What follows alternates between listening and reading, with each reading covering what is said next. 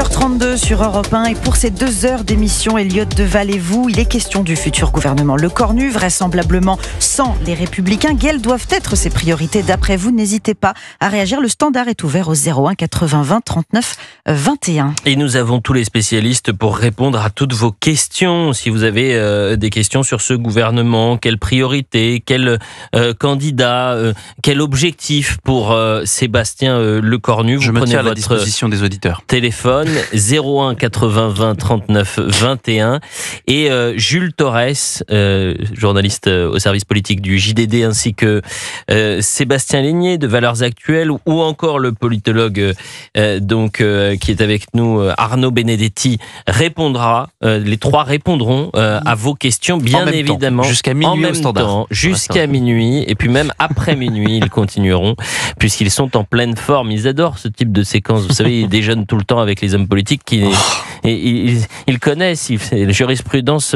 Thomas Legrand, Patrick Cohen, bien sûr, les petits cafés, vous savez ce que c'est, Jules Torres. Gaël est avec nous. Bonjour Gaël. Bonjour Elliott, bonjour à tous. Comment allez-vous, cher Gaël ?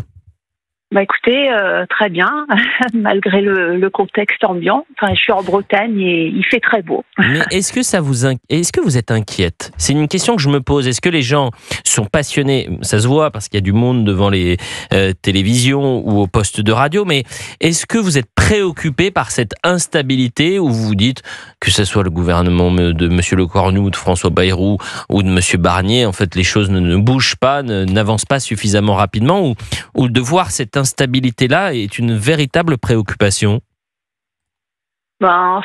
Forcément, je suis préoccupée. Moi, je trouve surtout que c'est grotesque. Reconduire Monsieur Lecornu, je pense que c'est complètement délirant. Je pense que par rapport à la position aussi de la droite, puisque vous avez un invité qui représente LR.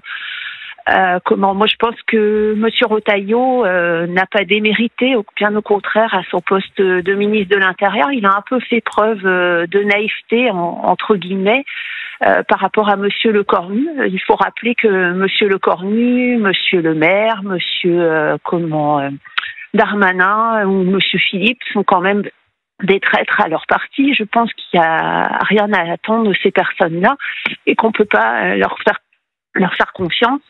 Donc on est dans une situation qui est extrêmement bloquée.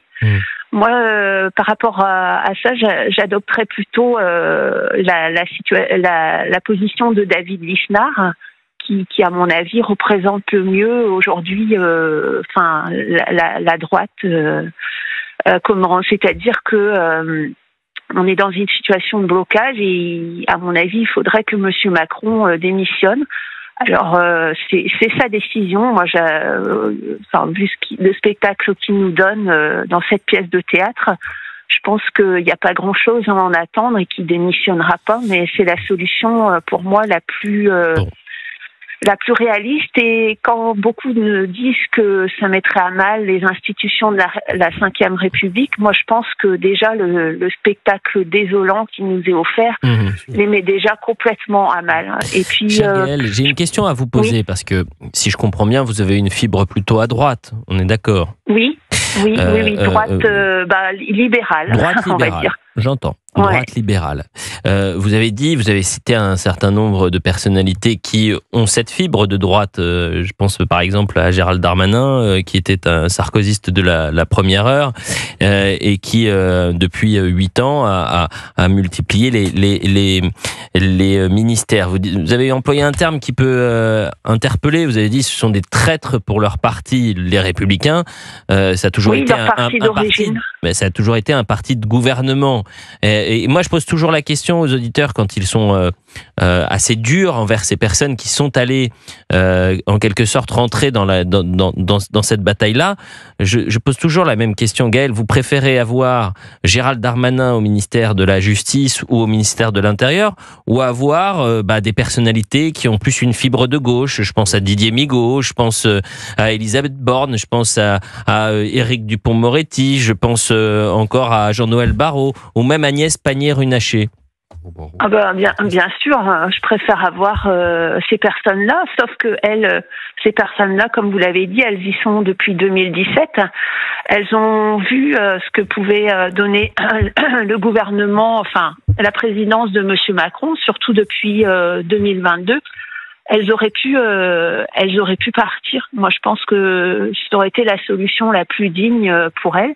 Elles se sont accrochées. Enfin, voilà, moi, pour moi, c'est assez inadmissible. Donc, je pense pas qu'on puisse faire confiance à ces personnes-là. Bon, vous qui êtes, vous dites une Française, une tendance droite libérale. Aujourd'hui, vous avez à droite beaucoup de sympathisants qui espèrent et aspirent à une union des droites pour que enfin on n'ait plus la droite la plus bête du monde, disent-ils. Et vous avez peut-être vu ce week-end la nouvelle main tendue d'Éric Ciotti, qui est quand même l'ancien patron Les Républicains, appeler ses anciens collègues à ce qu'il y ait une union des droites, par exemple avec l'UDR et le Rassemblement National. Pourquoi ? Parce que si législative anticipée il pourrait y avoir un raz-de-marée, puisqu'on n'a jamais eu une France autant à droite. Vous en pensez quoi, Gaëlle ? Moi, je suis pas très favorable à l'union des droites. Parce que libéral. Donc moi, Madame Le Pen, le Front républicain, moi je considère que c'est complètement dépassé. Excusez-moi, vous êtes un peu enroué. Voilà. Donc je considère que c'est quelque chose qui est complètement dépassé. Le seul Front républicain, à mon avis, qui vaille, c'est contre LFI, voire contre le Parti socialiste et les écologistes, puisque ils sont. Pour moi, c'est pas très éloigné de LFI et la gauche aujourd'hui. Oui, mais regardez, chère Gaëlle. Non, mais c'est très intéressant ce que vous dites. Non, mais ça. Allez-y. Excusez-moi. Donc, en fait, pour moi, ce qui me pose vraiment problème, c'est, pour moi, tout ce qui est sécurité, contrôle de l'immigration, etc., c'est très bien. Mais ce qui est important aujourd'hui, c'est quand même redonner de la prospérité à la France. Et le programme de Madame Le Pen aujourd'hui, je suis désolée, c'est reprendre le programme de Monsieur Mitterrand en 1981. On voit ce que ça a donné. Comment espérer redonner de l'espoir et de la prospérité avec un type... J'entends tout ce que vous dites, mais et ce sera la dernière question. Prenons un cas très pratique. Au second tour, vous avez un candidat des législatives anticipées. Si législatives anticipées il y a, vous avez un candidat de la France Insoumise, et puis vous avez un candidat du Rassemblement National. Vous votez pour qui, Gaëlle ? Moi, je vote pour le RN. Bon, alors, donc ça veut dire que même si vous avez des divergences économiques, ces divergences-là, peut-être que si demain il y a une réflexion autour d'un programme commun, ces divergences pourraient sauter. Vous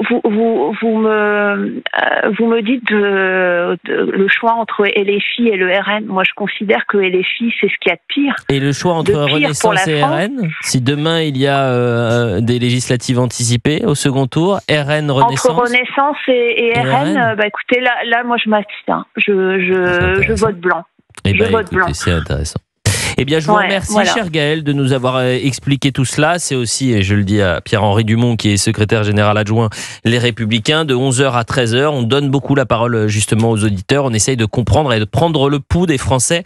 Parce que dans cette séquence, qui, je le disais, passionne les auditeurs, passionne les Français, il y a aussi une exaspération. C'est de se dire, mais comment se fait-il que nos politiques ne nous écoutent pas ? Pourquoi, aujourd'hui, ils ne veulent pas un retour aux urnes ? On va revenir dans un instant. Vous restez encore un peu avec nous ? Si vous voulez.